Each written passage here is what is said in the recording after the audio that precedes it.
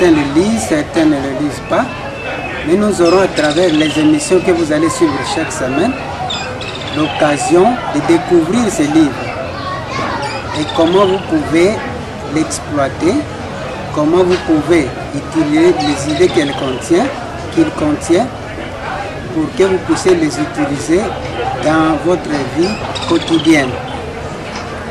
Science et santé, c'est un compagnon de la Bible et nous allons voir ensemble comment les deux livres peuvent être utilisés. L'Église du Christ scientiste, communément appelée Église de la science chrétienne, c'est une église qui souvent est confondue à l'Église du Christ au Congo. Mais ce sont deux églises différentes. L'Église du Christ scientiste est basée aux États-Unis d'Amérique. Donc le siège mondial, l'église mère, se trouve à Boston, aux États-Unis d'Amérique. L'Église du Christ scientiste a pour religion la science chrétienne. La science chrétienne pose souvent des problèmes parce que le terme science est souvent mal compris. On se demande pourquoi appliquer le terme science à une religion. Mais à travers toutes ces émissions, nous allons en parler. L'Église du Christ scientiste est née aux États-Unis d'Amérique. Au départ, nous allons parler du terme science. Souvent on se demande pourquoi on applique le terme science à la religion. Mais la science, même dans les Écritures, on parle de la science. Nous pouvons prendre un exemple d'un des livres des Écritures. Dans les psaumes, par exemple, le psaume 139, au verset 6, on parle de la science. Il est dit, une science aussi merveilleuse est au-dessus de ma portée. Elle est trop élevée pour que je puisse la saisir. Science. Science, c'est un ensemble de connaissances. C'est un ensemble de connaissances au sujet de quelque chose. C'est comme on parle de la science mathématique, la science biologique. Alors la science chrétienne, c'est l'ensemble des lois de Dieu que Madame Mary Bekeredi a découvertes. Elle a découvert ces lois de Dieu qui sont déjà dans les Écritures. Les lois de Dieu que les anciens chrétiens employaient pour prier et résoudre les problèmes qui les concernaient.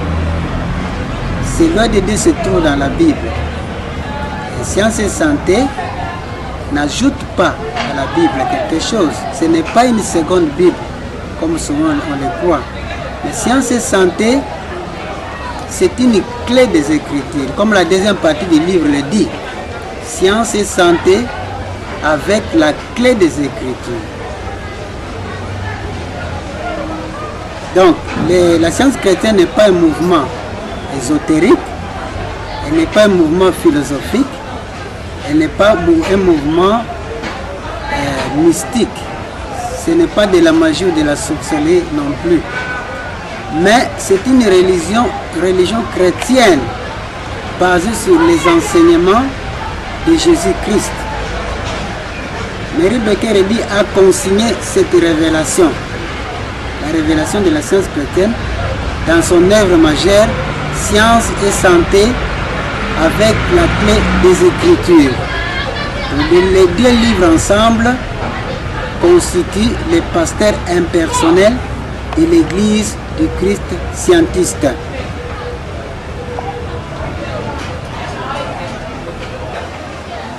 Donc je disais que la science chrétienne tire son enseignement de base de la Bible. Science et santé n'est pas une deuxième Bible. Science et santé, c'est une clé qui nous permet de mieux comprendre la Bible.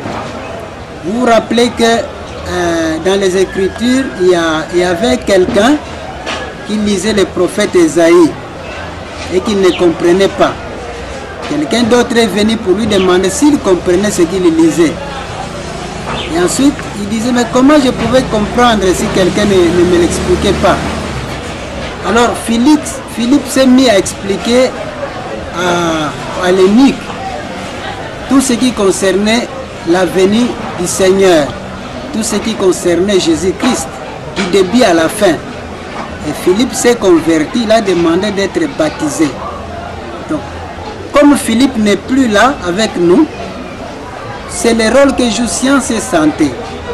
Science et Santé nous permet d'aller en profondeur dans la Bible pour voir comment nous pouvons utiliser ces vérités qui sont dans la Bible pour nous aider à résoudre les problèmes d'aujourd'hui.